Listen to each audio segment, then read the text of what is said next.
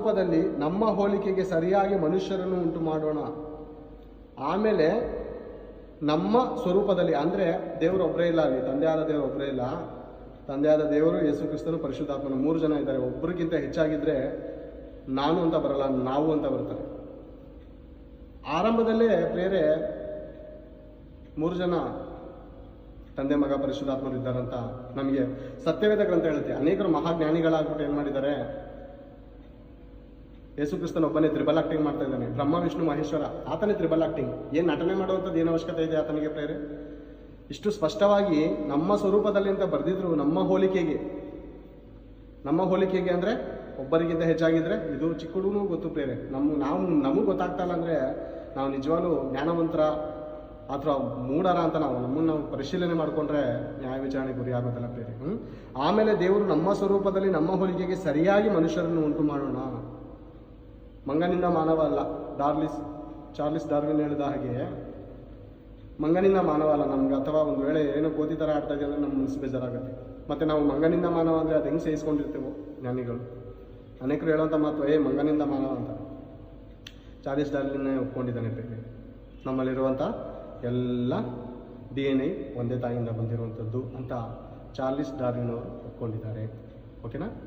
ಮಂಗನಿಂದ ಮಾನವಲ್ಲ. ಹಾಗಿದ್ರೆ ಮಂಗನಿಂದ ಮಾನವ ಆಗಿದ್ರೆ ಈಗ ಬೆಳೀತಾರಂತೆ ಅಂದರೆ ಹುಟ್ಟು ಬರ್ತಾರಂಥ ಮಕ್ಕಳುಗಳಿಗೆ ಬಾಲ ಇರಬೇಕಾಗಿತ್ತು ಅಲ್ವಾ?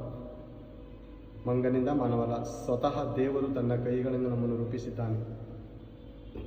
ನಾವು ದೇವರ ಸ್ವರೂಪಗಳು, ದೇವ ಸ್ವರೂಪಿಗಳು ನಾವು.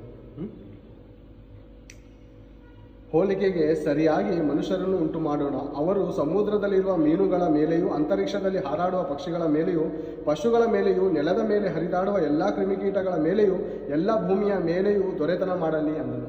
ಅಂದರೆ ಯಜಮಾನನಂತಿದ್ದು ನೀನು ಆಳ್ವಿಕೆ ಮಾಡೋದಕ್ಕೋಸ್ಕರ ದೇವರು ಈ ಲೋಕಕ್ಕೆ ನಿನಗೊಂದು ಯಜಮಾನದ ರೀತಿಲಿಟ್ಟಿದ್ರೆ ಇವತ್ತು ಪ್ರಾಣಿ ಪಕ್ಷಿಗಳಿಗೆ ಕೈ ಮುಗುವಂಥ ಪರಿಸ್ಥಿತಿ ಮನುಷ್ಯರಿಗೆ ಬಂದಿದೆ. ಯಾಕಂದರೆ ದೇವರ ದೃಷ್ಟಿಯಲ್ಲಿ ಪಾಪ ಮಾಡಿದಂಥ ಕಾರಣಕ್ಕೆ ಚಿಕ್ಕ ಜಿರ್ಲೆ ಬಂದರೆ ನಮ್ಗೆ ಭಯ, ಇಲಿ ಬಂದರೆ ಭಯ, ಹಾವು ಬಂದರೆ ಭಯ. ಅಂದರೆ ಇದ್ರ ಮೇಲೆ ನೀನು ಯಜಮಾನನಂತ ಇರಬೇಕಪ್ಪ. ನೀನು ಇದಕ್ಕೆ ಒಡೆಯ, ನೀನು ಹೇಳ್ದಂಗೆ ಇದು ಕೇಳ್ಕೊಂಡಿರ್ಬೇಕು. ಹೌದಾ? ಹೌದು ಪ್ರಿಯ. ನೋಹನ ಕಾಲದಲ್ಲಿ ನಾವು ಮುಂದೆ ನೋಡ್ಬೋದು. ನೋಹನ ಕಾಲದಲ್ಲಿ ಏನು ಪ್ರೇರೆ ಎಲ್ಲ ಜೊತೆಯಾಗಿ ಬರ್ತಾ ಇದೆ. ನಾವೇ ಒಳಗಡೆ ಸೇರ್ಕೋತಾ ಇದೆ.